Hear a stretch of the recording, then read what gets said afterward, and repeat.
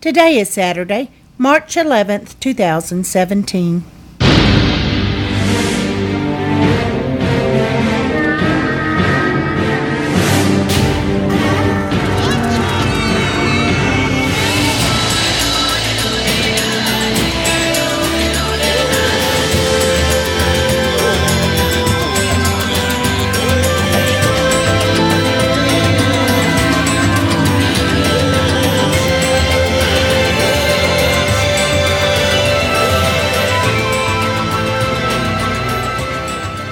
Welcome to the Survivor Fans Podcast. I'm Joanne. And I'm Stacy. And this is the Listener Feedback Show for Survivor Game Changers, Episode 1. That's right. This is the weekly show that we host where we provide a platform for you to share your thoughts about the episode, your reactions to what you've seen, and your predictions for what you think may come next, although that's going to be tough this week. Yeah, for real. It's almost as equally tough as trying to figure out what's going to happen before it starts. That's just a little tougher, I think. Yep. Because you hadn't quite seen where people's heads are.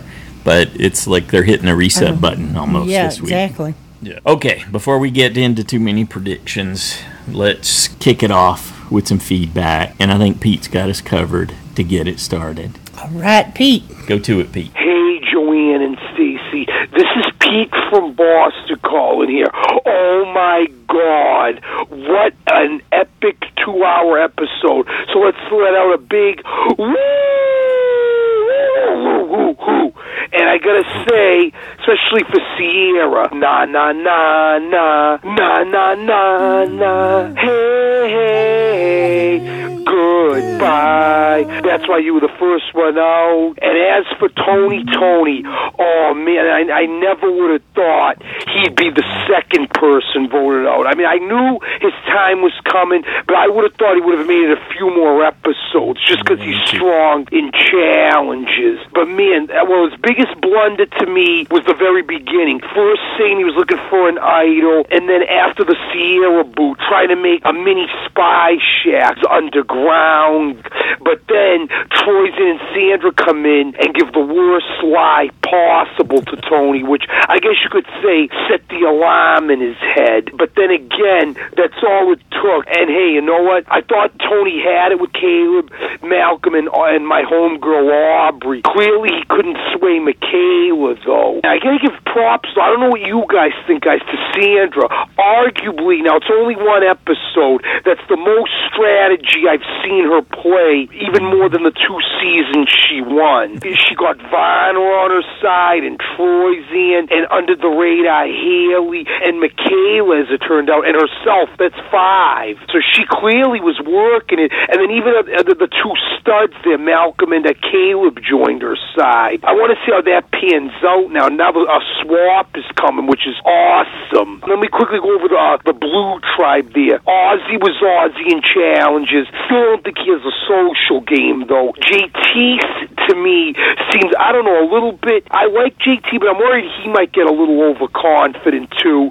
Sari, working the Sari charm. I love what she was doing with Zeke there, and even with Debbie and Sarah, but it didn't look like they bought it that much. I don't know, it didn't seem Debbie did, at least. We'll see how that pans out. Didn't see too much of Culpepper. He's trying to lay low, not crazy about him, Joanne. Just like Jess found it in Millennials Gen X, the unknown Sierra Dawn finds the legacy advantage, which is interesting. She could use it at, Final 13 or Final 6, which could come back to being nothing or huge. Or who knows who she'll give it to if she gets voted out. Then you saw nothing of her. But I'm digging this season, guys. I love it. A little sad to see Tony go. Not so much Sierra. I'm loving this season. And it looks like we have an idol and a challenge. Who'll find it? We shall see. Oh, and by the way, I think every season should have a swap this early. It keeps the game so unpredictable. It makes your head spinning. I love it, baby. Who? Way to get us going. Thanks, Pete. Appreciate that. You know, Culpepper hasn't bothered me this season at all. And he's learned. If he's being just a regular guy, I don't have a problem with him. It's when he was that, you're saying he wins the award for most improved. I didn't say anything like that. But I'm saying he's playing right now anyway. Mm-hmm. Of course, we haven't seen a lot of him. Just saying I can handle him fine when he's not acting like a jerk. That's not quite the most improved award, but I'm sure he'll take it. Yeah, if he's just acting normal. In terms of what we got, that ego stuff he was doing before. He delivered on what he said he was going to do. Yeah, now, compare and contrast, like Pete seemed to think Sari was okay, but we've watched that section of her talking to them 3-4 times now. She flubbed a lot of things, actually. She has completely lost a step in her game as far as we're concerned.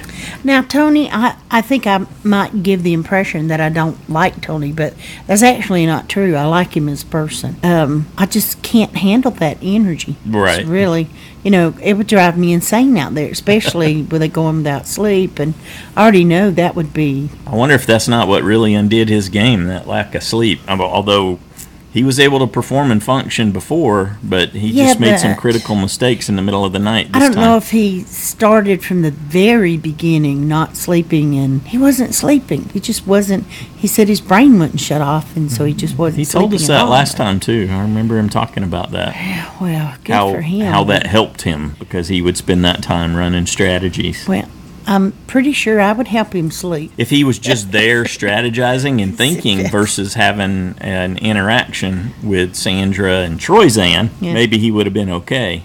Well, as long as he's not disrupting the other people, but then it won't bug them. But I didn't mean that. I'm talking about I did. They had that issue come up because they ended up interacting in the middle of the night. Yep. He's probably fine as long as he can be in his head, but having to deal with other people and then managing the paranoia was too much for him to handle this time. At least that's how it came across. Thanks again. He's older. Thanks again, Pete. Next up, we got an email from Sarah. Hi, Joanne and Stacy, longtime listener, first-time emailer, Sarah here. Yay. Officially answering my Aunt Ronda's challenge. Aha. Except I'm sending in my feedback instead of calling. I love your podcast, your insights, and all the fans who leave their feedback. For me, this new season is exciting because I've only heard about a lot of these returning players, but haven't actually watched their previous seasons. Okay. You get to see it through completely different eyes. A lot of excitement to come. Yeah. Some of my important questions before the premiere. How many job titles will show up under Debbie's name whenever she's interviewed? I believe it was 4 or 5 of her for her original season, so perhaps she's gained some new additions to her resume since then. Will Caleb's massive belt buckle cause him to sink while swimming to the island? Where is Zeke hiding his mustache wax? Is it too much to ask for an emoji keyboard of Michaela's facial reactions? Quick fire thoughts during the premiere. Is that the same shirt Zeke wore last season? Team Aubrey for the win. Debbie, the gymnast giant squid racehorse. Okay. Someone save the chickens, please. Still can't decide whether Ty is clueless or sneaky. Yeah, we've been going back and forth at our house on that point, You think too. he's being clever, and I think he's just out of his depth a little. I'm like Ty. I'm flip-flopping on my evaluation of where he is. Every once in a while, I think, well, that's very clever. I'm winning you over. Yeah, sure. That's very clever choosing to say it that way. And then I look at his face, and I think, He looks clueless. Yeah, he doesn't look like he just doesn't know what to say. Exactly. So he's not saying anything. The lights are on. I'm not sure anyone's home. All right. Back to Sarah. Love the Immunity Idol. I could watch a full hour of just... You skipped one. Which one did I skip? Oh, can I get Tony's Spy Bunker soundtrack on iTunes? I could watch a full hour of just Michaela sass. First Tribal. Oh no, not Michaela. Oh, thank goodness. Bye, Sierra. I wanted to hate Sandra, but she's kind of great. Debbie, the unpaid captain in the Civil Air Patrol. Okay. Why was Varner on the swim team instead of Michaela? He isn't even helping at all. I'm tired from just watching their water snake struggle. 400 pounds. Those reef sharks had more airtime than any contestant tonight. Second Tribal, Tony. I got a JSFL vote out point. Hooray! Maybe I don't like Sandra as much now. Rein it in, lady. Get it? Rein. R-E-I-G-N. Because of all the queen talk? I need hobbies. Next time on Survivor Goat Chasers. Whoops, I mean Game Changers. That's it for me. Can't wait to hear what everyone thought about the premiere. Catch you next week. Thanks, Sarah. You did awesome. Very, very good. Yeah, knocked it out of the park. Good job. Are we going to tell about the conclusion that I came up with? What are you talking about? What conclusion? The swap. The swap. Sure. That you're holding up 3 fingers. Yeah. Are you just dying to say it? No. I thought we would put it in at an appropriate time. When's it? There's Is there somebody that brings it reference up? it. Oh, Yes. okay, then no problem. I just didn't know if we were going to talk about it or You not. worked on it. Huh?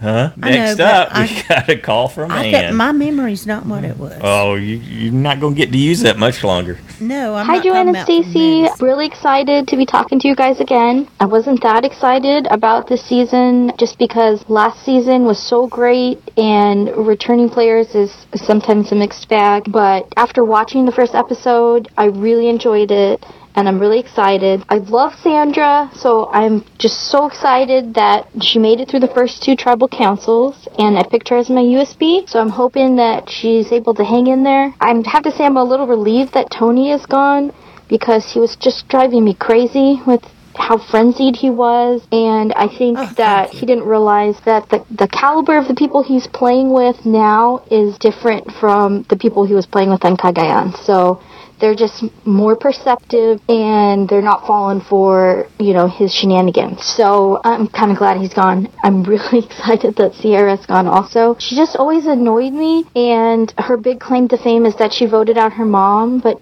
in my opinion, she didn't even need to do that because they had the votes anyway. So she just pretty much put a target on her back forever. I don't think she's a great strategic player, so I'm glad she's gone, and then we won't have to hear Jeff talk about her anymore, about how she voted out her mom or her. So that's exciting. The location is amazing.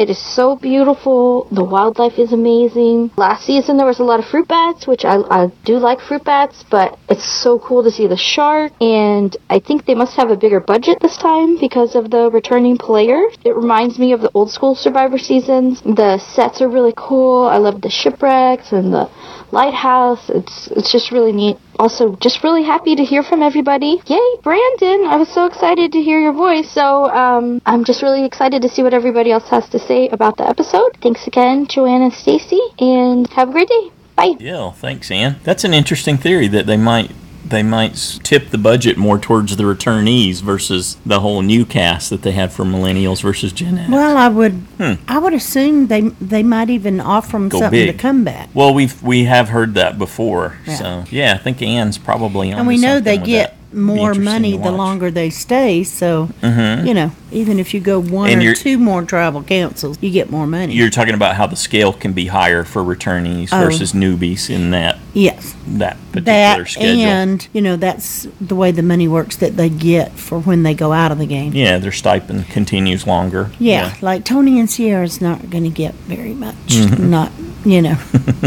not as much as the in players, for Got sure. a nice long But vacation. the jury, yep, and they do that well, too. So. Yeah. Okay.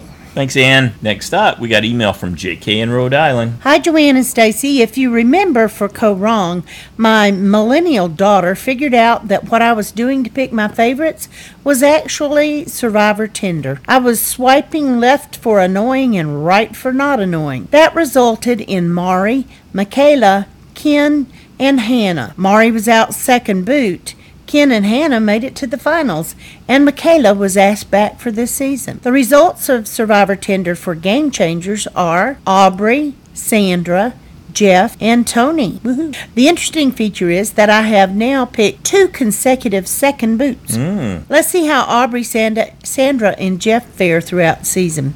By the way, it was a joy to my ears to hear your voices on the podcast again. Thanks for all that you do. All right, thank you, JK. Yeah, so JK's model is nice. It's binary. It's kind of on, off. Got this one feature, are you annoying or not? I like looking at that in contrast to the more complex model I chose with multiple features and a scale, a varying scale for each of those features. Well, and it was I interesting think she to was me more that successful than I was. Tony came up as not annoying. Yeah, well, that's going to be relative to the person. Yeah. True. Absolutely. She's not bothered as much by the high No. energy as you.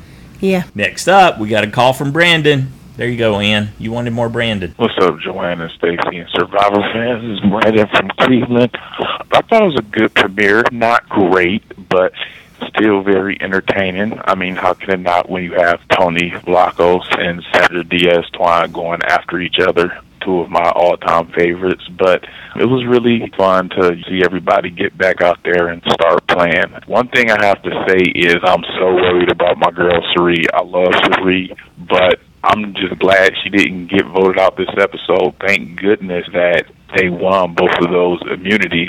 So hopefully that gave her a little bit of time to gain some footing. And with the swap, who knows what can happen. I'm still not expecting her to go far. As long as Sari or Sandra, because I still think she's in a bit of trouble, even though the swap came and, she kind of gained an advantage. I still don't trust fully that she'll last either. But, as long as one of those two can go deep, I guess I'll be happy. There's no way I could have expected Sandra and Tony and Sari to go far. Sierra Easton, like I said, I love Sierra, but I had a feeling she was going to go early and wound up being the first boot. I still got Andrea to look forward to, my USB. It looks like she's in an okay spot, and we'll see what else happens. I don't have too many more opinions, except for one thing. I have Michaela. Now, I really like Michaela a lot. I think she's a lot of fun, and it's great to see her back on the show, but the one thing I just want to say is, come on. I understand, that you have this more, I guess, serious demeanor, and you honest, and because of that, you kind of wear your emotions on your face, but, and I'm not out there, so I don't know what it feels to have your name tossed around. I guess that would be scary, but, the way she reacted, I'm just come on. It's not that deep. If you just, settle down and not take everything so personally, or so have such a visceral reaction, I guess, to something like that, I feel like it would do you a lot for going in the game. I don't know, just too serious. I don't know. So we'll see. Hopefully she does well and she can get better with that, but I don't like her chances if she has that much of an attitude for when stuff like that doesn't necessarily go her way. You have to be able to be a little bit more adaptable, and she's doing that by voting the right way and everything and kind of taking it on the chin. People clearly see that she's not pleased. And if this is going to be a continuous story throughout the season, eventually people will get tired of it and want to take a shot at her. So, I don't know. I just hope she cleans that up a little bit. But besides that, I ain't really got nothing else to say. I will talk to you guys next week. Peace. Thanks, Brandon. Definitely Michaela needed more than 2 weeks to get ready for her second time. She brought a lot of baggage right back. Big stuff. Like you see the people traveling with multiple large bags. Like she had to pay extra money to bring those back out there again, kind of scenario. She needed 2 years instead of 2 weeks, I think, at a minimum, to get straightened out. She left a bad impression with everyone on her tribe. Yeah, she's lucky she didn't go home. She's got a mark going against her for sure, and you could tell they thought about it a little bit because Sandra was talking about it right when they went to tribal. I don't think it necessarily went away, so maybe the shuffle will help her. She'll get to hit a reset. Maybe she can catch herself, but I'm a brand. It doesn't seem like it. You're grown up, so running around saying that you can't affect what kind of face you make in reaction to things, you're overdue for being able to accomplish that. Yeah. Yeah, she just needs a tribe that needs her physically. Mm-hmm. So. Though she's going with a lot of them to the new Nuku. Okay, we'll talk more about that. I thought we were waiting for the appropriate Well, we're right moment. there. We're there. We'll talk more about it right after I read Mikeybear's email. Okay, Mikeybear from New Jersey says, "Hi, Joanna and Stacy. Wow, what a great first episode. I was smiling throughout the whole thing. I wasn't sure how to start my feedback, but then I thought, WWMD. What would Mikeybear do? No. What would Mikeybear do? Oh, okay. That works. I'm just kind of working with that. I don't know if you like meant that much better than Monica. That's good. And the queen stays queen. Sandra was great this episode and cracked me up on many occasions. However, I do think that she's playing a bit more aggressively, and that might not fare well for her in the long run. However, I loved her first tribal council where she's like, "What can I tell you, Jeff? Everyone loves me." Cracked me up. Sierra, can't say I'm sorry to see her go. Enough said. Tony was his own worst enemy. He foreshadowed his departure when he was saying that he couldn't sit still. If he did, he probably wouldn't have gone home. Ty is doomed. Between his absolute lack of ability to lie and his pandering to the chickens, he's got no shot at winning. Sari, as much as I love her and think she's a great player, I think that Heroes vs. Villains scarred her. She's afraid of going home early, and it was so obvious on her face and in her interactions with her tribe mates. This is so true. We were just talking about that. Hopefully she can pull it together. Malcolm did fantastic in that second challenge. That comeback was extremely impressive. However, I think he was hitching his cart to the wrong horse in Tony and Caleb. He's doing the same thing he did in Caramoan and broing down with the guys. Big mistake. Ozzy is amazing as always, and the challenge is always fun to watch him on TV.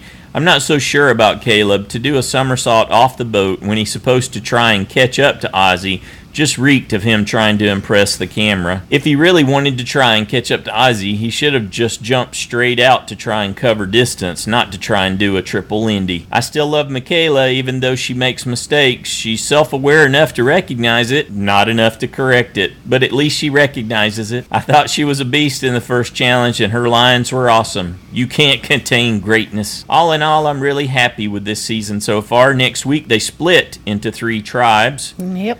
And from the preview, it's JT and 5 of the ex-Mana tribe. I'm curious to see how the other tribes break down, but it doesn't look too good for JT right now. Looking forward to hearing everyone's feedback. Thanks, Mikeybear. Well done. Very thorough, in-depth, and insightful. Appreciate that. Middle of the green. Yes. I can't. That was bugging you. Why is there a green sign? Why is there a green colored table? In the next on Survivor. Yeah, why is there a green What's table? that green on there on the clue? Right. What does I was like, why is the clue green? There will be a green now tribe. I get it. And usually that 18 players, 3 times 6. Okay. Usually that tribe gets hurt. I don't know why. In terms of location. Yeah. So maybe they throw them a bone and give them a even when clue. we read, like you think there's a clue at all 3 new ones or just theirs? I don't know. Because JT's frantically looking. Maybe he got a clue too, just a different kind. Don't know. Okay. No, we don't know. We're speculating. Mikeybear's got all the gears You're turning. looking at me like I have an answer, so Yeah, I just said, don't know. I might spark brilliance by looking over at you. Yeah. You Even catch fire. when we read the press release, for the next episode, you said, "Oh, yeah, it's the other tribe's going to have to build shelter because Sierra had told us the shelter was terrible." Mm-hmm. They didn't really have In the much of a interview, shelter. yeah. Shelter. And so you were like, "Oh, yeah, they're going to get over there and have That's to an start from explanation. scratch." Yeah, that's what it'll feel like because they don't have because anything. it said one tribe, had to basically start from scratch. But it turns out one tribe has to start from scratch. Literally, yes. Yeah. The green So tribe. I thought, oh, okay, get it. So finally it just dawned on me like in the middle of the night. So I sent you an email so you'd see it the next morning. Okay. Yes, you did. I was like, hey, I figured this out. Well, I knew you'd get up early and I would sleep late. So I thought, aren't we silly? Mm-hmm. We don't only talk about it. We email each other. We email each other. You can see this first thing when you wake up. Good deal. Thanks, Mikeybear. I agreed with all your assessments. Lord, we're silly. Yep, but we have fun. Yeah, that's true. It's our favorite, most favorite show. At least we're goofy together. Yes, right. Part of the secret to success. Okay, right there. let's go back to the listener feedback Listener feedback show. All right, we got a call from KnickKnack. Hi, guys. It's KnickKnack, and I'm a big fan of both Survivor and your podcast. I just want to say, after episode 1, I am really worried about Aubrey. I know she didn't get very many votes, but still, getting a few votes at Tribal Council is not a good thing. I'm pulling for Aubrey, I'm pulling for Jeff Varner, and I'm pulling for Michaela. So I'm hoping that they can pull it out this season. Anyway, enjoying the show and looking forward to what you guys have to say about it. Take care. Thanks, KnickKnack. I agree. You have cause for concern because clearly Aubrey is viewed as a strategic threat on the same level that some of the others are viewed as physical threats. So I can see why that would make you uneasy. Thank you for the call. I have her too, though. Good job. Yes, you do, huh? And you're feeling that stress. I don't feel stressed.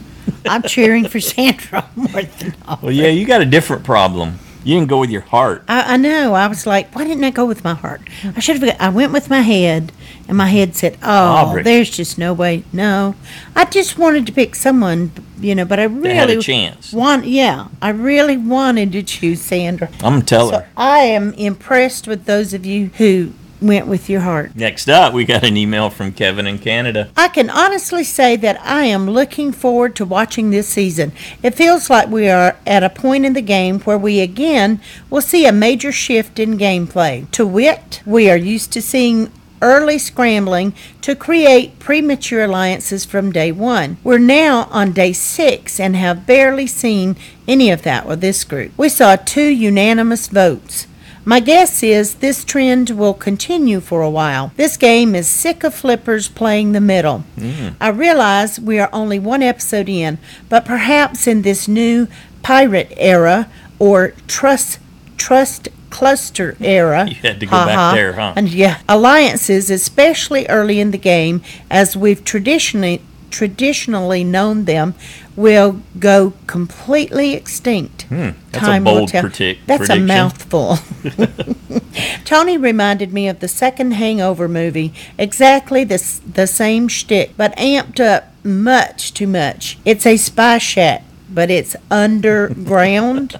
I'll miss him, but didn't seem like he was bringing anything new to the game that we hadn't already seen. Ozzy is that band that used to play arenas, but is now playing casinos. Oh, I like it, Ouch.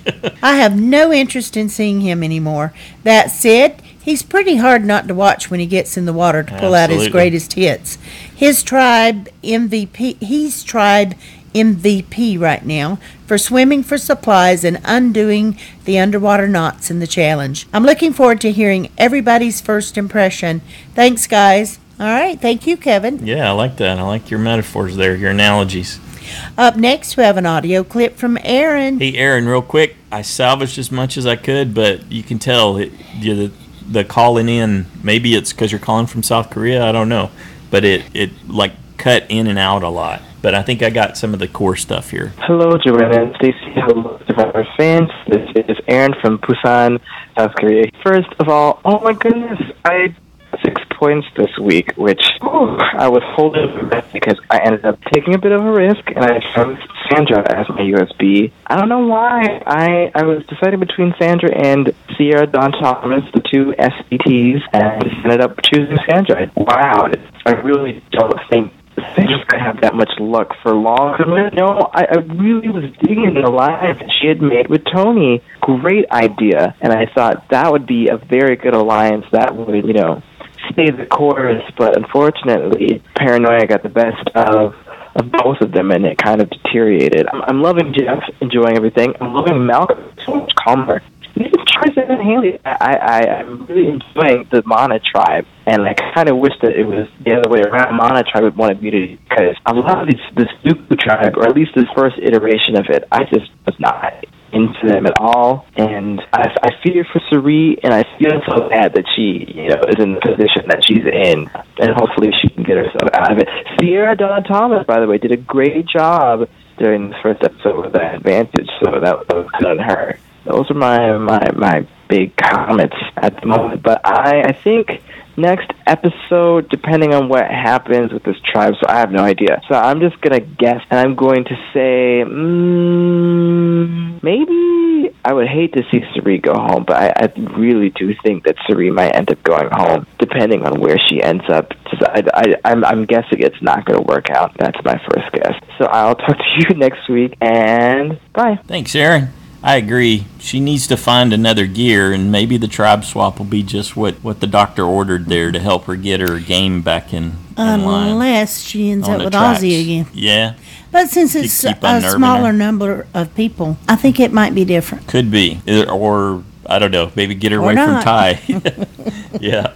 Yeah, and I feel the same way as Aaron did. I think it's the editing having that impact, but I ended up enjoying the Mana tribe more than Nuku also. Although it was fun watching how Nuku won. Next up, we got a call from Samantha. This is Samantha, a.k.a. Survivor Rocks from Texas. Whew, that was intense. What a great premiere of Survivor Game Changers. Ozzy has his Superman suit on, and it shows. He's still that challenge beast. He's still got it. Varner still struggling at the challenges, and Probes calls him out. But I'm still feeling pretty good about Jeff Varner. Ty is rubbing his tribe members the wrong way. Wasting food on those chickens. It's curtains for Ty and the chickens. Andrea was fading into the background. I found myself asking, where's Andrea? Where's Andrea? Oh, there she is. Intent challenges and tribal councils. Sarah and Tony needed to go. but Tony was sure fun to watch in full super llama mode. Sierra was coming off bossy. I was liking both tribes. I didn't want to see Suri or Sandra gone. I would have liked Tony to even last a little bit longer just for entertainment purposes, but he was so over the top and it was so in him. Nuku surprised me on winning both of the challenges. Haley seems to be like a liability, especially for challenges. Michaela is still that hot firecracker, and it shows. Calm down, Michaela. I wasn't counting the queen out just yet. But stop. What just happened? Somewhere, Caleb and Malcolm voted for Tony, and the king is dethroned. Blindside. Intense and excited. I don't feel cheated, and I'm looking forward to the tribe swap next time on Survivor. Thanks, Samantha. Well done. You know, I really liked Tony's explanation about the underground spy shack. Yeah, it helped you accept what he was doing. Yeah, it did. Because, you know, I thought, oh, that's so silly. But then when he told us that he spent the first couple of days putting debris there so people would get used to seeing it there. And then they wouldn't. Then he'd dig just a little ways and they wouldn't know he was under there. Mm-hmm. I thought, oh, okay, that makes more sense. Because all I could think of was, you think they're not going to notice that? Really? Yeah. But I like that he had thought that out. Plausible. At least. Yeah. And I like his passion for the game. He definitely he had a good interview. Yes, I enjoyed it very much. Check that out if you hadn't already. Thanks again, Samantha. Next up, we got an email from Nicola in Lexington, Kentucky. Hello, everyone. Wow, what a great start to the season. I got together with a couple of friends to watch, and we all thoroughly enjoyed it. I was cringing at Michaela's reaction to the first vote when they told her that's who Sierra thought everyone was voting for. She had a real knee-jerk reaction and needs to get that under control. I'm no fan of Sierra, so was not sorry to see her go. I disliked Tony in his season, and his frenetic pace was just too over the top for me. See? For just the short time he was on our screens the other night, he wore me out just watching. Mm-hmm. Favorite quote of the episode came from Debbie. At some point, those chickens will look like Angus cattle. Funny and true, although they do seem to have plenty of food at the moment. I made a complete mess of JSFL this week. I left it late and had to do it on my phone. I thought I'd pick Debbie and Tony to go and was excited when one of them went out only to find out, nope, only Debbie had been marked. Oh well. It wouldn't be Survivor if I was doing well at JSFL. My grandson, who is now 3.5, is watching when I replay the episode. He calls it the hiking people, as he came in just as I got to their beach and they were walking down the path to camp. I'll try to get some feedback from him so he can throw his 2 cents in there. That's it for now. Hope everyone has a safe and fun weekend. Cheers. Thanks, Nicola. Next up, we got a call from Shea. Shea's back. Hey, guys. This is Shea. I'm so excited that the podcast is back and equally excited about the show. First, Michaela. She's got to figure it out. She's got to pull it together. The moment they told her that her name was the fake name for going home, she flipped out. I mean, she completely showed this whole new group of people the exact Michaela that lost the game last season. She's just got to be more calm. She can't just assume the worst at every turn and just act on it. She's really got to work on that, because I really want her to go a long way in this game, potentially win. I love Michaela. Tony, oh my God. Okay, I liked Tony this time around. I really did, but he really paranoid himself out. I mean, him and Sandra had just talked about that 5-person alliance, and Sandra was down. She was good. And then he overhears Troyzan talking to Sandra, you know, and of course Sandra's going along with Troyzan, and so Tony flips out and he's like, what's going on? Well, what did he expect Sandra to say in that situation? I mean, somebody walks up to her and says, hey, let's get rid of Tony.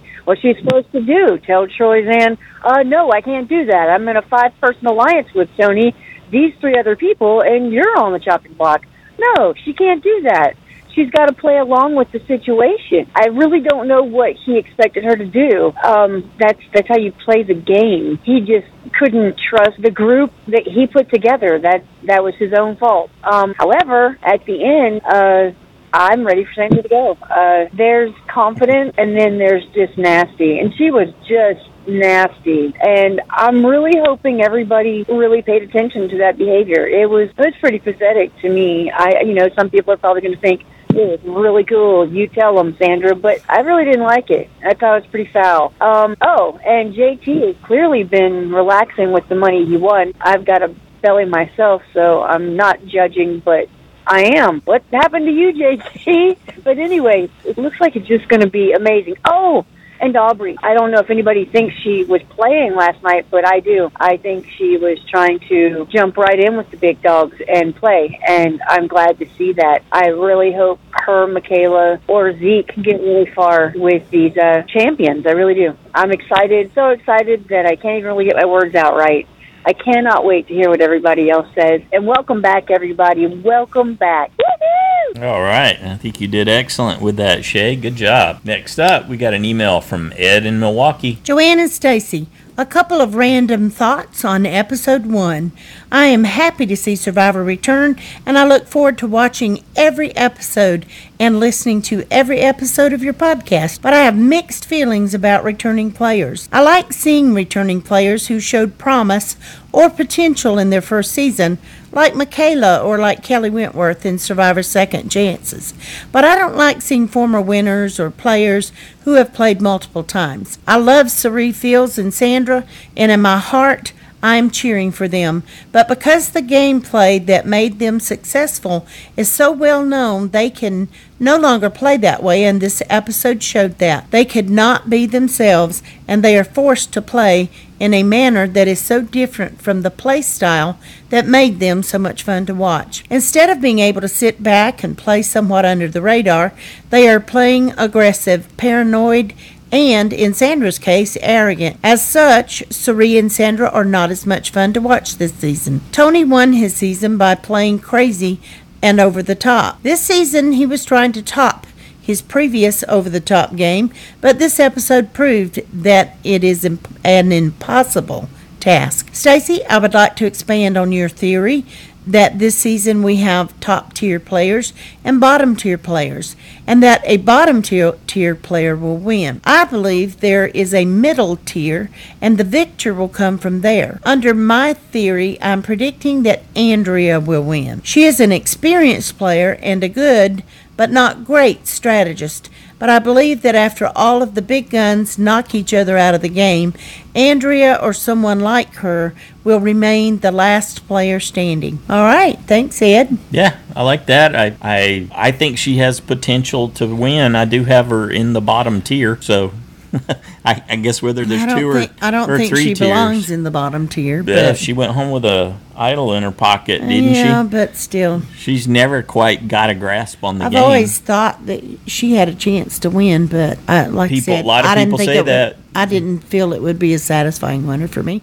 But it would be if she really plays hard and deserves, if you get there, you get there. Or plays smart. Yeah. But see, that's why I got her in the bottom tier. Okay. Thanks, Ed. Next up, we got a call from Marla and Sarah. Yay. Hi, Joanne and Stacy. Hi, Survivor friends. This is Marla. And this is Sarah. With some unconventional feedback, because I had to go to a benefit last night, and that's usually when Sarah and I watch Survivor.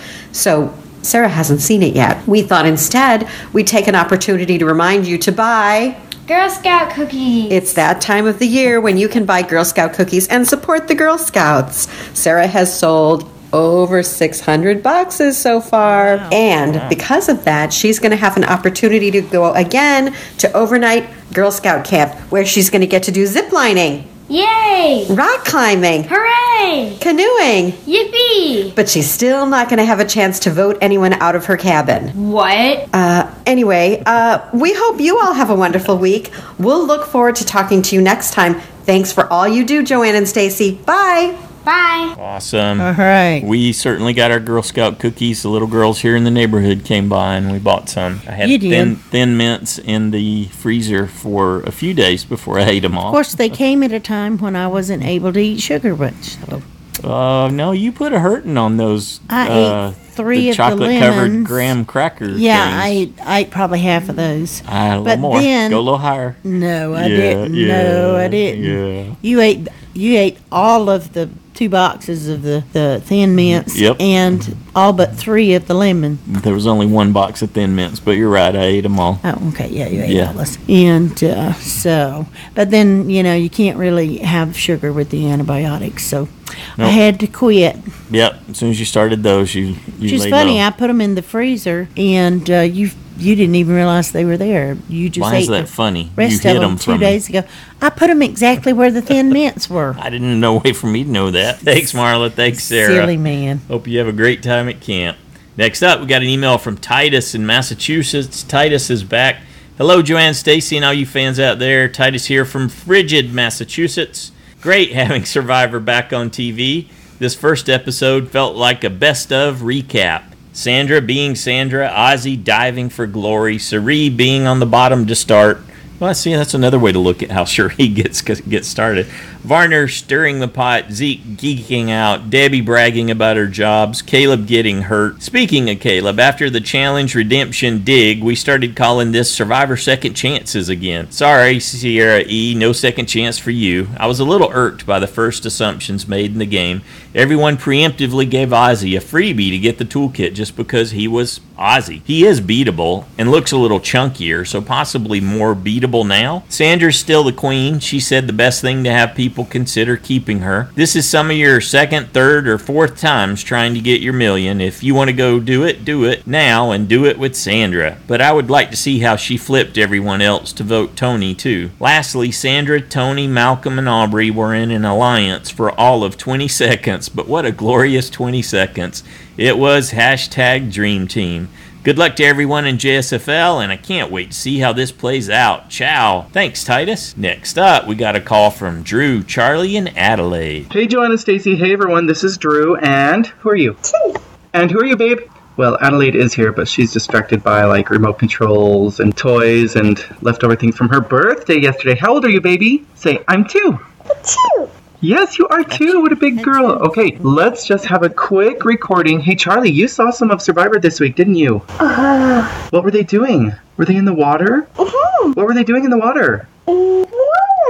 No, they were getting lots of supplies, right? They were getting ready to go to their camp, and then you saw them voting off Tony, giving Mommy a vote-off point, huh? What's a vote-off? A vote-off point is when you guess who's gonna get voted off, and Mommy did great this second. Okay, that was a great premiere. You guys, I scored the FOB. First time ever? Hey. I think it just might be. Nice. I almost changed my vote away from Sierra at the last minute, but then I was like, nah, even though I do have a feeling it won't be her, I'll just say it is in case, kind of have a gut feeling. And anyway, sometimes I don't switch away and it turns out to be a dud, but sometimes not, and basically it's just luck, so I'll take it regardless. Right out of the gate, I think a lot of people are playing really hard, but some are too hard, too fast. I don't know why and how Sandra can get away with stuff like that while Tony can't, but it's fine with me, so far at least. I really could not have asked for a better result that second time, though he didn't really bother me that much so far. Maybe I should have gone with wishful thinking for my second vote off. Anyway, there's a lot going on right now, but I'll say the challenges were fun with all their levels and layers, and the Spy Shack bunker thing was a bit ridiculous, in execution at least. And the most interesting thing to note so far, to me, is how almost all these people have, since their previous appearances, started to resemble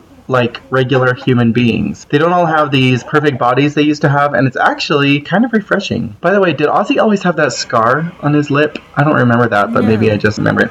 Anyway, it makes these people seem more average and relatable, and though of course they might have put on weight just for the show, and in a matter of days the hunger will start to take its toll on them, but still, just an observation. Anyway, I gotta say that at this point at least, I'm pretty glad that I joined in the side challenge. You know, I thought, wouldn't that have been something, start this season with full point, but you know, I almost did, only missed out on one, so that's fine with me. So, winner of the week, Malcolm! USB for the win! He has positioned himself really well. I guess Sandra could be a runner-up because she just did some magic. And loser of the week, Tony. Like I said, too hard, too fast. Ty comes close. He really just has no idea what's going on most of the time. I do think that he didn't realize what he was doing when he was talking to Suri, and he kind of let the cat out of the bag. Oh, and stop giving your extremely limited food supply to chickens. That is all. Okay, talk to you guys later. Have a great weekend. Can't wait for next week. Bye. Thank you. Good job. Next up, we got an email from Seth in Texas. Hey, Survivor family.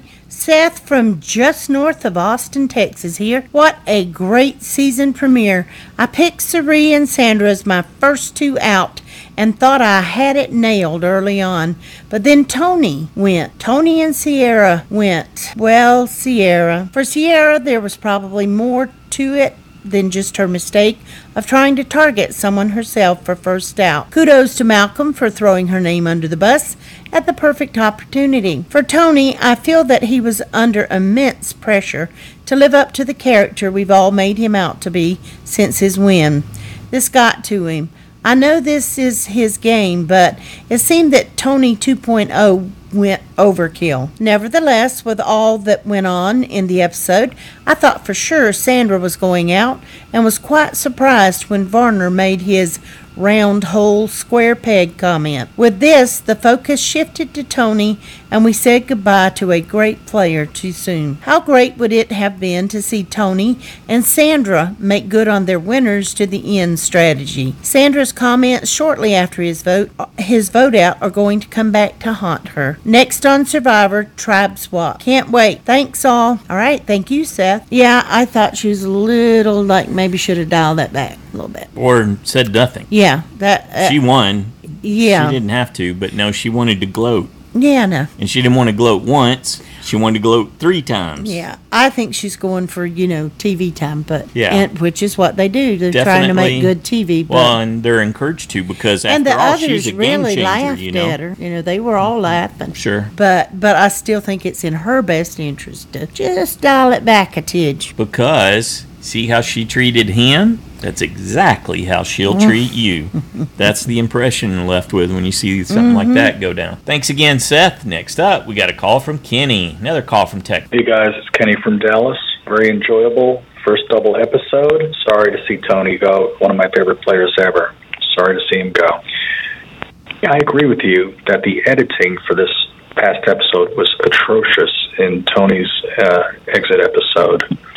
There's one thing to keeping us in the dark a little bit, but to mislead us purposely is, I think, a survivor crime. Certainly from the strategy that was being displayed, where it seemed that the men and Michaela wanted to keep the tribe physically strong and Sarah was on her way probably out. I was totally shocked when Tony was turned on by the guys in the tribe. Very misleading. No reason to do that because it renders the previous narrative meaningless. Well, it's interesting to see Sari and Ozzy's history together. Andrea and Malcolm have one too. Andrea was Malcolm's little sister. I'd be curious to see if she ever gets under his skin like she did the first time around. Fiji is beautiful. The scenes are gorgeous. But what is this with these scenes of these sharks? Are these sharks in the same waters that the survivors are swimming in on these water challenges? Or are the scenes of the sharks from like SeaWorld or up the coast of Australia? This is ridiculous.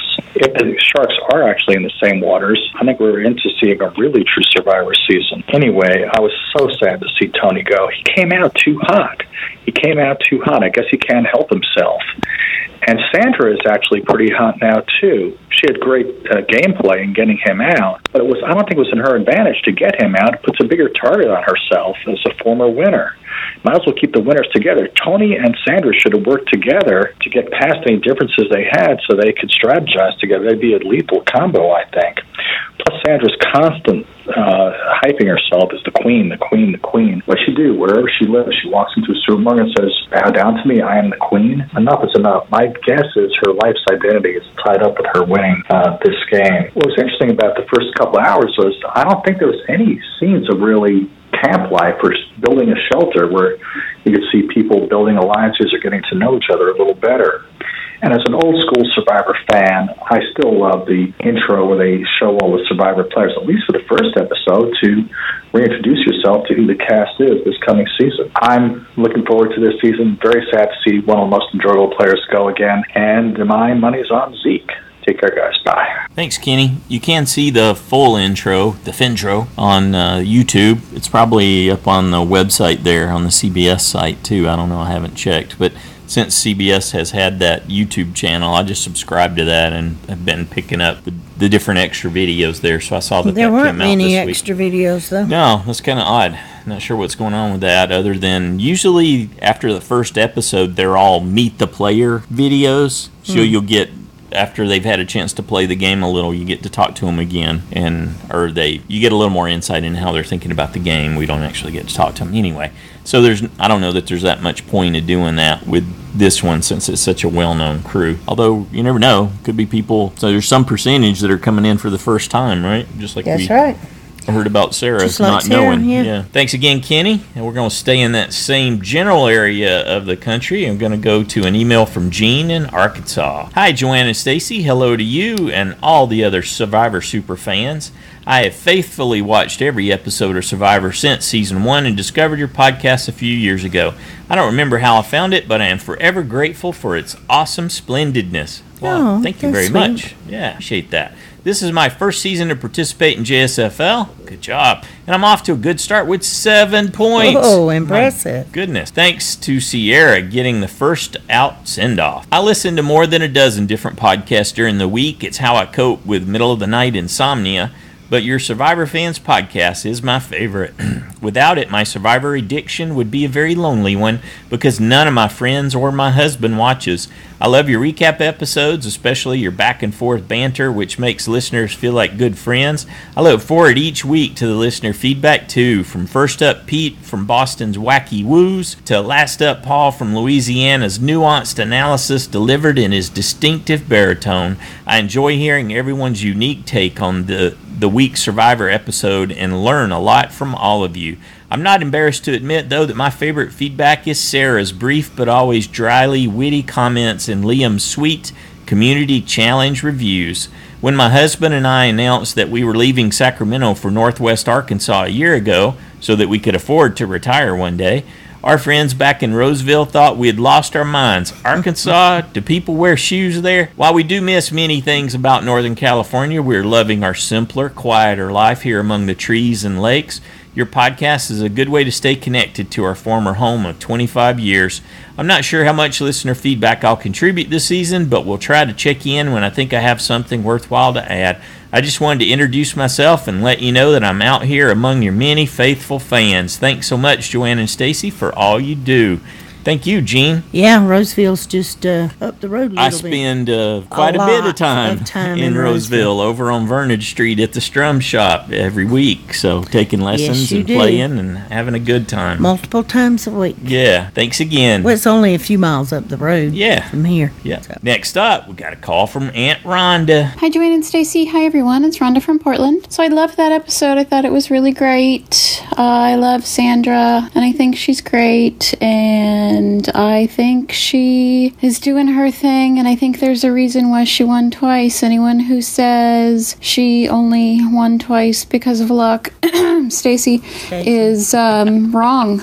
Stacy, you were wrong. And I don't know if she can win a third time, but just seeing the way she maneuvered both of those, not both of those votes, definitely the second vote is pretty incredible, and I certainly hope that she finally gets the recognition that she deserves in the Survivor fan community. It's such a joy to watch her again, and her little spunky attitude and the way she just tells it like it is and doesn't really care what other people think. I just love it. It's just such a joy to watch. Same with Varner. Oh, he's such a joy to have on our screens again, even though he's not very good in challenges. And then the same goes for Suri. I agree with what everyone is saying, that Suri is not off to a great start and may not last very long. But boy, she just makes me smile. And I could watch an hour of her just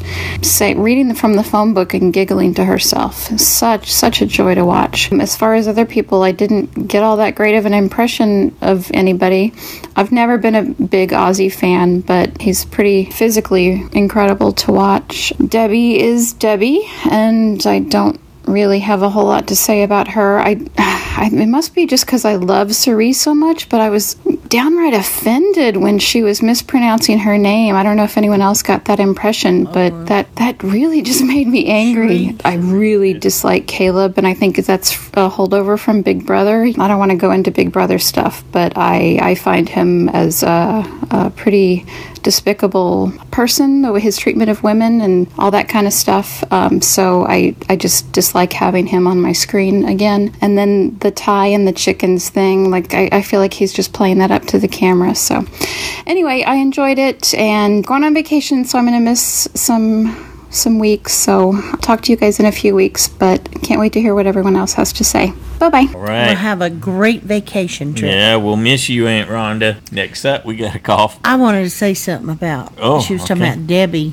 Mm-hmm. You know what that says to me when she called her Cherie? I don't know that she's as big a Survivor fan as she says. Yeah, you could say that about both of them, maybe.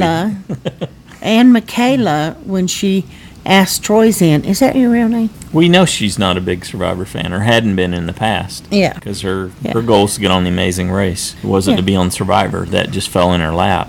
Good for her. She's making the most of it.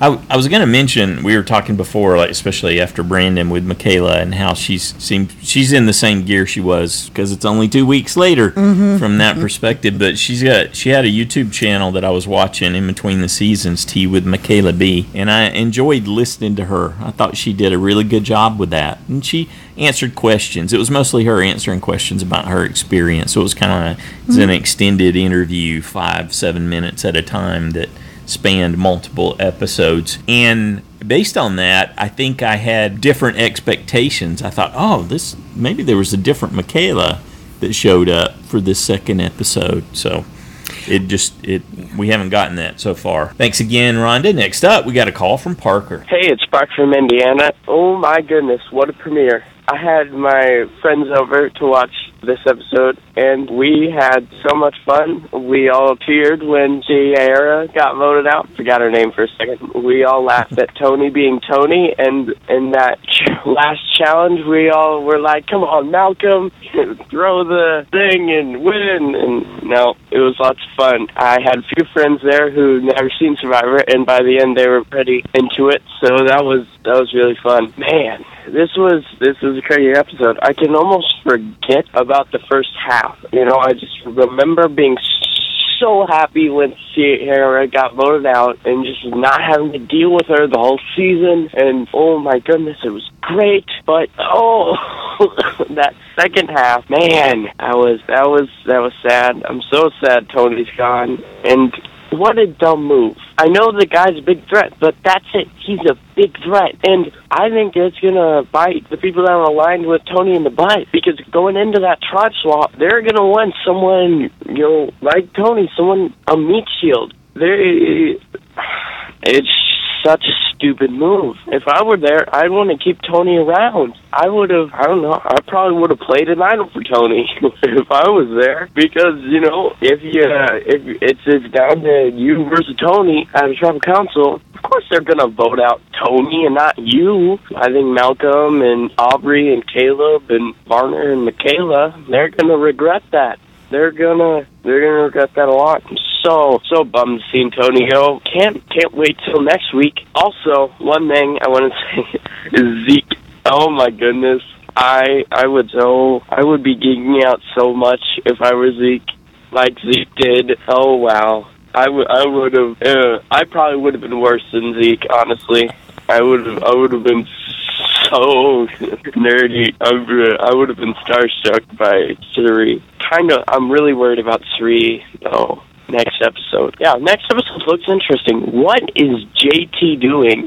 I'm really curious to see that. Also, I really hope I'm not the only one that had Tony as their USB on the side challenge, because that would not be good. Okay, see you next time. Thanks, Parker. I think we got some of the... Worrying already, are you? Yeah, we got some of an answer for why he was so emotional about losing Tony right there at the end. Yep, playing in the GSFL can certainly do that to you. Thanks, Parker. Enjoyed that. So as Parker had folks over, Nicola had folks over. That's cool. I like that they're doing that. Next up, we got an email from Brandon in Brooklyn. Wow, what a first episode. I picked Sierra as one of the first two boots, But I didn't think Tony would go out so early as the second boot. I think Sierra was a victim to her reputation of wanting to be a player that makes big moves and someone who isn't trustworthy. One of my main issues I had in the first episode was how Michaela was acting like a diva, not wanting to be the decoy target. I'm sorry, I love Michaela, and I almost picked her as my USB, but I knew she would have an attitude/ego problem. She can't pretend to be weak or just go with the flow. She knew she was safe, but I was just annoyed watching her overreact. I hope she can calm down in the next few episodes. I feel bad that Tony is gone. I love his energy and passion for the game, but I didn't like how he confronted Troyzan and Sandra. I thought the spy bunker was to observe people whispering and gain information, not to confront them as soon as you catch them talking. Tony had a great alliance that crumbled because of his paranoia. I was really impressed with Sandra and how she was able to gain an alliance to vote out Tony. I guess working with a 2-times winner is hard to resist for the other members of her tribe. I feel that there are a few other characters that stood out in a positive light. SDT was good in finding the legacy advantage. Varner was terrible in the challenge, but he aligned with someone who is weaker than him in challenges, has a bigger mouth than him, and won Survivor twice, so he should be good as long as they can both remain on the same tribe. Good point. Finally, Sarah won the most because Tony is gone and she can play her own game of being a criminal. I can't wait to see her reaction when she sees Tony's gone. Yeah. See you next week. All right. Thanks, Brandon. Yeah, I hadn't thought about that. No, I hadn't either. That's going to excite her, I think. Thinking. Yep. Good deal. Next up, we got a call from Becca and Liam. Hi, Jordan and Stacy. Hi, Survivor fans. It's me, Liam. Something went wrong with our feedback last time because I think I might have said something a little wrong for these. No, it just got deleted. Oh, it just got deleted. Sorry. And the Survivor Challenge was about the guys, like, they were on a boat and they went. You gotta stay up here. They can't hear you if you leave. They were on a boat and they went to, like, a place where they could find lots of food.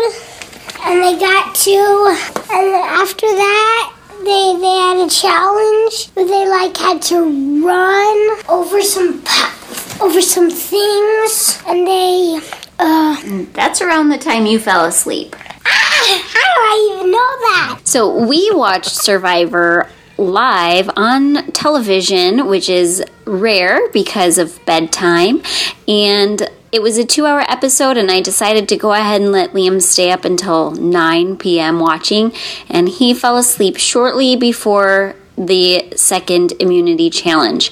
Before that, he was sure that Tony was going to be his favorite player this season, and I haven't yet told him that Tony is gone.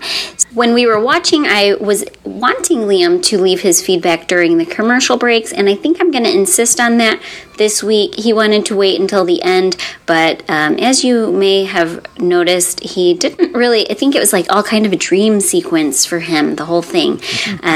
It was nice watching the beginning with him, and it was also nice watching the end without him, because I was able to watch in a different way and listen to what was going on at camp. Liam is not so much interested in anything that doesn't involve lots of action, so he's really just into the challenges still. And I think he also really liked Tony running around making weird noises. I hate trying to make a prediction about what's going to happen next because I'm really bad at it, especially with the game changing and the things switching up already. So I think it's going to be a lot of fun, but I'm not going to say what is going to happen. Really looking forward to watching the rest of the season with you guys, and I do need to thank Marla for the message. It was really exciting to realize that we know each other in real life and that she is responsible for our family's safe popcorn eating habits. All right, talk to you next week. Thank you. Cool. Oh, that's good. Great to hear from you guys again.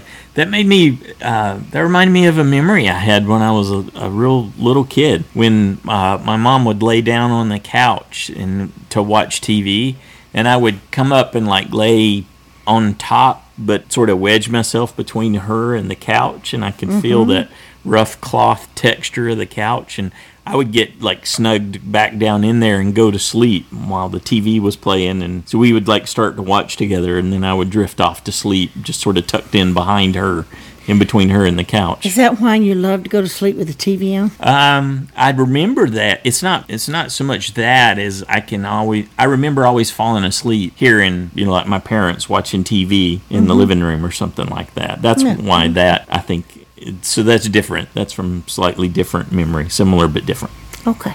Anyway, I enjoyed all that. Thanks for sharing. Good to hear from you again. Next up, we got an email from Carolyn in the Bronx. Hi from the beautiful Bronx. We got a lot of snow here because winter, like Tony, refuses to leave quietly. It's like the Survivor gods read my mind with these two boots. I have nothing against Sierra, but she always seemed kind of bland to me. I couldn't pick her out of a crowd of young brunette contestants at all, and her key to fame seems to be voting against her mother, who would have gone anyway. Tired of hearing about it. Glad we won't have to. And Tony, it's like watching a 3-ring circus for 39 days. I love the circus and caught Ringling Brothers' last show in Brooklyn, but it's exhausting to watch every day.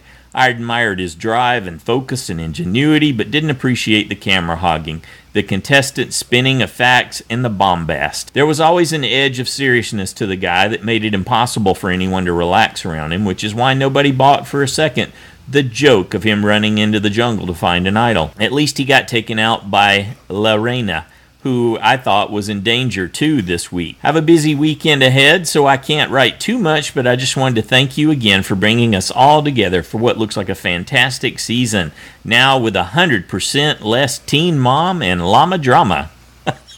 That was good.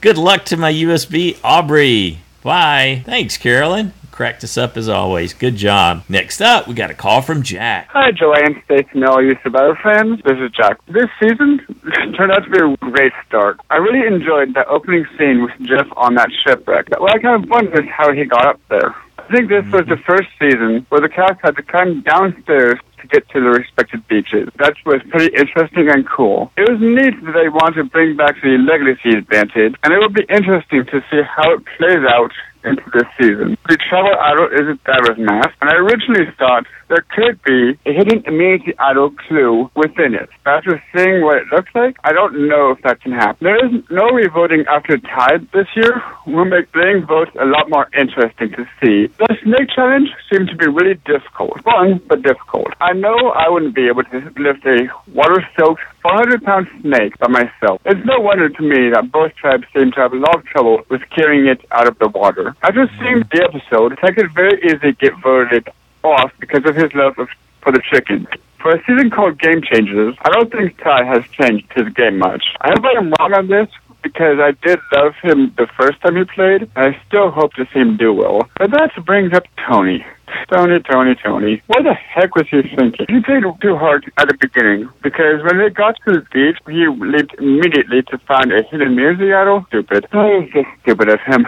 Him creating an underground bunker, that was smart, but this early in the game, again, stupid. No wonder he created paranoia at the beginning. For JSFL, I got one of the two right. I was spot on with Sierra going, but I did not have Tony, because I didn't think he would have been that dumb to create paranoia right at the beginning. His battle with Sandra was a little bit odd to me. They seemed to want to play together at first, but after that one conversation at night, they split that off immediately. As for next episode, we're going to have our first tribe swap, which is way too early, so that could be interesting to see how that works out. Hidden immunity idols should stop being in play, and some goat hunting. Should be interesting to see how all this plays out. Because of the tribe swap, JSFL, I'm not sure about this time around, because we don't know exactly who goes to which tribe. But what I found also interesting, and I'm looking forward to seeing how this plays out, is having JT paddle out to the sea, drumming off a contestant, and then going back, leaving the contestant out there to search for an idol. All in all, if this first episode told me anything, then this season will be wild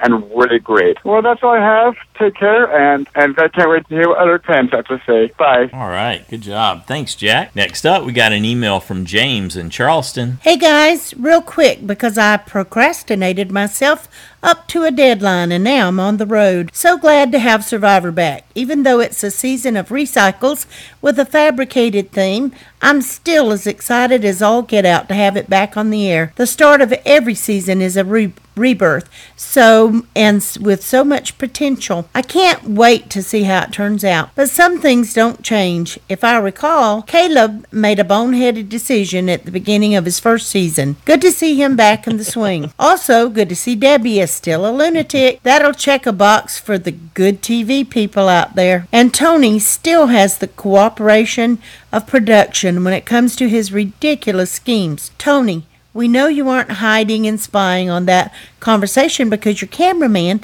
is standing next to the well, filming you hiding, and that happens to be where the conversation is taking place. That's a good point. You talking about at night, though? I was thinking if it was at night, you couldn't see them. They're still filming. They're filming with infrared. There are no lights on. Yeah. And you could tell they couldn't see each other. Well, what about the daytime shots, though? He was planning to do that, too, I think. But that's a good point, because they do have camera person that you go off by yourself, the camera follows you. They'll set up hide cameras, too. Yeah. So it's not impossible, but I get the... So you're saying they might keep a camera on the well? Yeah. Because that's kind of a gathering place. Yes. Oh. Okay. Back to James. I'm glad he's gone because I was determined to try to like him this season, and the unrealistic schemes that they try to make look real is just too much for me. Yeah, a spy bunker which is 6 inches deep, shallow hole 12 feet from the well, I'm buying that. It does look like everyone came to play though, and the idle hunts look interesting. I'm ready for this season and excited about the possibilities. Now Tony is gone. Maybe we can have a believable production. One last thought. Sandra, you said too much. Too many people are waiting for an excuse to get rid of you. Don't help. Until next time. All right, thanks, James. Sound advice. I agree. Yes, I agree. Next up, we got a call from Jeremiah. Hello, Joanne and Stacy. Hello, Survivor fans. This is Jeremiah Panhorst here. Well, I gotta say, 2 hours of Survivor is always a much better Wednesday night than only 1 hour. And that was a pretty awesome first 2 episodes for the season. Obviously, everyone is going to be talking about the battle between the Queen of Survivor and Mr. Tony Velachos. I, for one, of course, enjoyed it. It was amazing. Sandra kicked some booty. That was very impressive. The editors really had me going there because I really thought she was going to go home. So, good job on the editors for getting me on that one. But yeah, I mean, as much as I love Tony, but let's face it, his kind of gameplay really works best for a first time and one time out only. He's too high strung. There's just no way a guy like that's going to play that same kind of game and expect the same results. But hey, oh well, what can you say? Now, other than Sandra, of course, looking good, I thought my USB choice, Mr. Malcolm, looked pretty good. So, definitely one to keep an eye on. But as we all know, it's very early in the game to decide for sure where we think maybe these stories are headed. But Malcolm looks pretty solid. And don't worry, Stacy, I think your USB, he seems to be in pretty good shape as well. So, don't panic just yet. But I do smell a victory on my side of things, just to let you know. But we shall see. I really don't know what's going to happen next week. Definitely looks like there's going to be a mix-up, obviously, so that could mean anything. But we'll see. Obviously, Sari looks like she could be in trouble. Hopefully that's not the case. You'll have to forgive me. I'm getting in and out of my car. Yeah, Sari looks like she's in trouble, but you know what? Sari's pretty good. She can figure a way to get out of it, you know? I don't know. Right now, that's maybe who I'm leaning to, maybe going home, but it could also be someone like Michaela or something like that. Haven't quite decided yet, but all I know is I'll be sad that it's only going to be 1 hour, but hey, it still makes my Wednesday night better, and you guys did an amazing job again, of course, as always, with the recap, and I cannot wait to hear what the rest of the Survivor Fans podcast have to say. You guys take care, and until next time, this is Jeremiah from Southern California. Excellent. Good job, Jeremiah. So with all that over-the-top bragging Malcolm was doing, you still went with him, huh? Couldn't resist it. Okay, yeah, we'll see who gets further. Next up, we got an email from Josh the Plush Moose from Massachusetts. Dear Joanne and Stacy, I wasn't happy when some of the returnees were announced and feared that Jeff emphasizing game changers and big moves would turn the season into a mashup Demolition Derby meets Wile E. Coyote. So I'm happy to say that I was pleasantly surprised by the premiere. This week's observations, reputations come in handy, just ask Ozzy. How else to explain his solo swim for the tools? Tony's madcap sprint for a hidden idol was straight out of Looney Tunes. Sierra Dawn showed some promise. I'm hoping that she'll go the Kelly Wentworth route in her second season. Finding the legacy advantage was a good first step. Speaking of the legacy advantage, I like that its rules were clearly spelled out up front. Making it usable at 13 or 6 is intriguing, and willing it across the tribe lines becomes more likely in a season of returnees. Props to Michaela for painting herself as a challenge beast. Between that and her boo-boo face pouting, she definitely won't be seen as a strategic threat.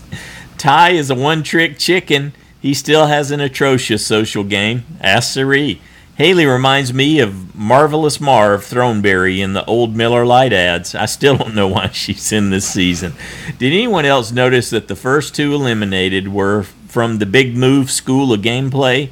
Does Debbie's BS detector redline when she looks in the mirror? That's a good one. Note to self, don't challenge Malcolm to a game of ring toss. Was that a big bug in Sandra's hair at Tribal, or did Tony launch a spy drone? Oh, that's good. Oh, the Mana tribe needs mana from heaven, or next week's tribe swap. I just hope we don't get another anchor tribe. I think we're going to get one, though. CBS must stand for clips. Buy some. I won't. I'll miss the extra content, but I won't miss the extra work when I'm trying to find time to do feedback. So you're saying they're only on the, what's it called? See, All Access? All Access. Yeah, so that's why they're lighting the YouTube channel, huh? Interesting. I wonder didn't know how that. he found that out. Yeah, maybe it's on the. We don't always. I mean, I go to the CBS site to get links when I'm doing the interviews and stuff like that, but I don't normally go there. So we'll have to go look at cbs.com/survivor and see. I predict we'll see more lopsided votes and fewer splits due to the new voting twist. I'm looking forward to the varied idol hiding strategy, and idol hidden at a challenge is a good first step. I was glad to see that Michaela and Zeke made it past the first episode, and Sierra didn't. Anyway, that's all I have for now. Thanks, Joanna and Stacy, for all you do. Can't wait to hear what the other fans have to say. Josh. Thank you, Josh. Excellent, as always. Next up, we got a call from Jen. Hi, Joanna and Stacy. Hi, everyone. This is Jen in California. What an epic opening to a brand new season of Survivor. People have come to play. Ozzy has come to play. I mentioned Ozzy right off the bat because with his cool demeanor and laid-back attitude, I kind of wondered whether we were going to see that same athletic and physical intensity this time around that we saw the other 3 times. I mean, when he dove off that boat seconds after the start of the game to head out and get his tribe that awesome reward of supplies, I just thought, wow, you know, this is why fans like watching him season after season. So my first impression of Ozzy is a good one. Other first impressions that I have, Malcolm. I think that Malcolm picked the wrong winner to back. He seemed to think that having a true meat shield was the way to go to protect him deep into the game. He couldn't see that Sandra might provide just as big of a shield for him. And the difference between Tony and Sandra is loyalty. I'm just disappointed that Malcolm finds himself on the wrong side of the numbers because I really am a Malcolm fan. I like him and I always root for him. But before I really get into the Sandra and Tony thing, I just want to say that I didn't want any Survivor to go home. It's hard to watch someone go home first, but having it be Sierra, I'm fine with it. I think it was a smart move. I would have liked to have seen her play, but it was a smart move on the tribe's part. And now for the big battle of the winners. Honestly, I think Tony brought about his own downfall. Paranoia will destroy you, and he did nothing from the time he hit the beach till the time he left but caused paranoia and stress and uncertainty. I think that initial conversation that he and Sandra had about winners protecting each other, Sandra really had that conversation in earnest. I think that was logical, and I think that was a smart move on their part. Where Tony went wrong is he was snooping around the woods to catch other people snooping around the woods. And he forgets that he was there snooping first. When he starts accusing others of scheming against him, if he knows anything about Sandra's game, he knows, or he should know, that Sandra's a smooth talker. I'm not saying Sandra was on his side. Sandra did get caught. I'll give him that. He caught her. But here's the difference between Sandra and Tony. Tony's game is all about paranoia and deceit. Sandra's game is all about loyalty. Sandra knows that in order to get far in the game, she needs to have people who are loyal to her. But to those people who she surrounds herself with who are going to protect her, she also gives loyalty, or at least the appearance of loyalty, and that's a heck of a lot more attractive than aligning yourself with the Energizer Bunny who can't sleep at night and who is constantly running off into the woods to do who knows what. In the end, I was really pulling for Sandra. That girl has nerves of steel. And the fact that she pulled off such a massive landslide blindside of Tony is impressive. My final thought, though, is Aubrey is in trouble, too. Oh, no. I'm a little disappointed in that one as well. I like her. But the season's off to a great start. Can't wait till next week. Can't wait to hear what all of the other superfans have to say. I'm so glad we're back together again. Till next week. Bye. Yeah, good job. Glad to have you back. Agree 100%. And if you want even more insight into how impressive, I was even more impressed with Sandra's performance after our interview with Tony, because that was like our big core question to him. How did that happen, right? How did that go down? And he seemed to have some insight into that, and he sort of played it back for us, what was going on. So maybe the editors weren't left with a lot because Sandra so effectively shut the door that they didn't have a whole lot to work with. And then so what we got was a little unsatisfying, but it was because it was so thoroughly effective. Thanks, Jen. Next up, we got an email from Shannon in Charleston. Hey, Joanna, Stacy. This double episode was so good. I was impressed with some of the actions that were made. For instance, Tony running and yelling, "I'm going to find an idol," and his not-so-bright idea of building a bunker, and Michaela throwing a fit about her being a pawn so they can vote out Sierra. I think a worst mistake that happened in the first 5 minutes was when Andrea picked up the burlap sack and didn't see the advantage underneath. Yeah, she's just going to kick herself for that one. I didn't look to see if there's anything out there for her. But that had to hurt. On the bright side, Ty has many chickens now. I got one vote off point, and my favorite quote was, "Say hi to Sierra for me." That made me, my dad, and my mom laugh. Bye. All right. Thanks, Shannon. Yeah. Good job. Up next, we have an audio clip from JWaffles. Hello, Joanne and Stacey and all the Survivor fans at home. This is JWaffles from Canada with some thoughts about this week's episode. It sure is nice to have Survivor back, isn't it? My only wish would be that every week there was a 2-hour episode. Given all the footage collected, it's kind of hard to believe that they don't try to extend each weekly show. I suppose there is a lot of supplementary info provided on the Survivor YouTube channel, but the bonus clips often have very little to do with the narrative of the show. I did want to remind all Canadian viewers that if you are looking for these YouTube clips and are blocked out because of the content, you can go to the Survivor channel Idle Thoughts, and they mirror all the clips there. Perhaps as traditional network TV further moves to embrace streaming video, we will get access to an unedited live, to tape anyways, 24-hour video recording of the castaways doing their day-to-day thing. I wonder if anyone would actually watch that. Anyways, I felt that the first episode was alright, but really missed some of the often awkward first days that tribes have when meeting their new tribe mates for the first time. This aspect was totally lost, and it's kind of a shame, as it's almost my favorite part of the game. I suppose it's not that big of a deal, as the instant scheming and jockeying for alliances sort of made up for it, but I felt like something was missing. It's just like we skipped the appetizers and started with the main course. It's also clear to me that a few players had really shot themselves in the foot early on. Sure, seeing Tony run around like a crazy person was pretty funny, but he had to know that this would not have ended well. I also wanted to comment on the nautical theme that they're going for as a backdrop. This is a really neat idea and hides the fact that they're on Fiji for 2 seasons in a row. So, let's get this out of the way. I picked Michaela as my USB and very much regretting my choice now. I'm not sure what I was thinking, but I still like her as a player. However, the mystery surrounding her and Zeke from the other castmates should have been more of a deterrent for me to pick her to go all the way. I'm going to blame it on being too busy with silly things like work to properly weigh the chances of all the castaways. If I could go back, I would have picked either Malcolm, Varner, or JT. How about you guys? Hindsight is 2020. Would you pick differently after this opening episode? I was happy to see the tribe swap in the next week's episode, as I'm always bummed when one tribe is decimated early on due to bad luck at the immunity challenges. At least this way, that early on in the game, more bonds can be made with the other castmates. One thing I thought was funny though, at the second immunity challenge, did anyone else notice Ozzy and Debbie rocking the same hairstyle and camouflage shirt? I don't know why, but I got a good chuckle out of it. Anyway, that's it for now. Have a great week.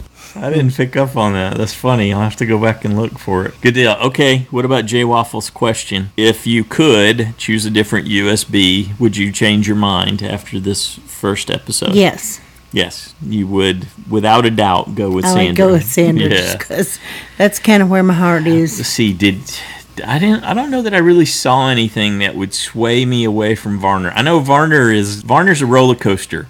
I'm going to have these up and down moments watching him. I mean, I enjoy watching him, but because I'm invested in him, hoping he'll somehow pull out a win, it's quite the ride. Very surprised to see Varner or Sandra, really, but I can still hope, and I think it would be fun. I'm having fun cheering for Jeff, for sure. Totally go with my heart. Yeah. Even if she went out the very next tribal council, I wouldn't regret it. I don't know that anyone else really super stood out or at least right did now. something. Yeah. So I'm not sure that I wouldn't sway. I would stick with Varner just because I had fun, and it's okay cheering, watching him, watching his awful performance in the challenges and seeing how he manages things. I liked watching him interact with Michaela because he caught something was wrong with her. Mm-hmm. So he asked her, and then she gave her big-faced reaction, and he tried to follow again. And and he's not the core of things, but he's where, I guess if there is a middle, maybe he's middle, although there's so many things that make him bottom tier. I kind of thought him and Troyzan were kind of people that went around and tried to keep everybody, smoothed out and kind of calmed down and just, Did you see Troyzan? Did Troyzan look as connected as some of the other people? Somehow he seems less connected. He was didn't doing show good him things. as much, but I also, I didn't really care about him coming on, but I had no problem with him in this episode at all. I would have thought that Haley seems nice. was very well connected, but there's something Sierra says in our interview with her that made me really think twice there. And then when we asked Tony, it made me really happy I didn't go with her. Yeah. And then when we asked Tony about her and why she said that they hadn't talked, he said something else. I'm like, wow, I can't see her winning at all after hearing those two talk, but who knows? Well, things change. You know how minute by minute under the radar like people get in there if it's somebody that they don't feel is a strategic threat, can sometimes just get taken along. Okay, when there's so many big targets. Yes. We missed an element of JSFL, so you're going to give some JSFL. Yes, we did. Right? I was going to give the USB 24s. Malcolm got 58. So he had the most. He had the most. Yeah. Or was chosen the most. Michaela had 52, right behind Malcolm. Wow. Aubrey 51. Zeke 40. Sarah 32. Sandra 23. Good job, y'all. Caleb 21. JT 18. Tony had 14, Haley 13, Andrea 13, Varner 12, Sierra Dawn 12, Cerie 11, Ozzy 10, Sierra Easton 7, Ty with 5, Troy with 4, Brad with 3, and Debbie with 1. Everyone got someone. All right. How about that? Because some seasons, some people don't get chosen by anybody. Yeah. But this season, everyone did. Okay. And as far as the update, 19 people are tied for first place. 7 USBs were lost for Sierra and 14 for Tony. 85 people earned the 2-point first off. Good job. And that's 85 out of over 400 playing? Yeah. Mm-hmm. 101 people earned a vote-off point for Tony. 52 people lost a safe point on Sierra, and 42 lost a safe point on Tony. Oh, there it is. Okay. There are 444 people registered for the season, but only 412 people entered their picks for the first episode. So we'll call it 412. If you didn't enter your picks, you're probably not playing. Well, that's not always true. Sometimes people do. They just forget They'll to make them, and back they'll go ahead. You just don't get the points for that first week. Yeah. But doesn't mean you can't still play if you're registered. Okay, so 14 decided they want to try to do it the hard way. With no USB 24. Okay. 14. I think we're going the wrong direction. I keep Yeah. trying to announce it so people are really, really, aware of. Press that submit button. Yeah, well. And go check it. But Okay. Sometimes you're busy. Yeah, or you think you did. I know, I've done that. Okay, Kitty Cat will be sending us her song for losing the side challenge from last season as soon as she can. She had some unexpected surgery which delayed her, Okay. so we hope you recover soon, Yeah. Kitty Cat. So, and there are 13 people in the side challenge this Baker's season. dozen, all looking to get whooped. And we read their stats the other night, Yeah. so I won't do that again. Okay, well, great job, everyone. We want to thank everybody who took the time to send in your thoughts and predictions for us to ponder and enjoy as well as entertain. So if you need to get a hold of us, we got the voicemail lines, 206-350-1547. There's a toll-free version, 844-643-8737. There's always the email, joannastacyshow@gmail.com. I goofed something in the player that's on the webpage at getusfp.com. It was only playing the most recent episode, and you For all of them. yeah for all of the ones this season. So thank you, Titus, for... Yeah, and you saw that was for what on the I saw it on Facebook page? that he had posted, and I went and checked. But if and you went, see something "Oh." and you want to let us know right away, because we're not always we're not the type that sit on Facebook and check Well, it it regularly. changed, and you didn't understand one little thing you had to do, but you recovered that quickly. Changed the interface. So once Titus Yeah. let us know, I was able to dig back into it, figure out the technical Yeah. part. So I think I got it squared away, and we'll check for that. Because we know I would not have had a clue. Yeah, it's really cryptic, and it just involves having to do some extra steps. But in any case, I think we got it squared away. Thanks for that update. But if you come across something or you're having trouble, Yeah, please email us right or away. when you leave a voicemail, it emails us, and then we'll usually see that quicker as long as we're not caught up in something else. And don't forget to make your JSFL picks before the deadline on Wednesday. And you got anything else? No. Well, I hope everybody has a great weekend, and I'm really excited to see what happens next week. Yeah, I guess thanks again for a great first listener feedback show. Lots of participation. 31 people chimed in. Way to go. Good job. Very enjoyable, very entertaining. Made us laugh a lot, made us think. We appreciate that. All right, we'll see you back here on Wednesday. Have a good one.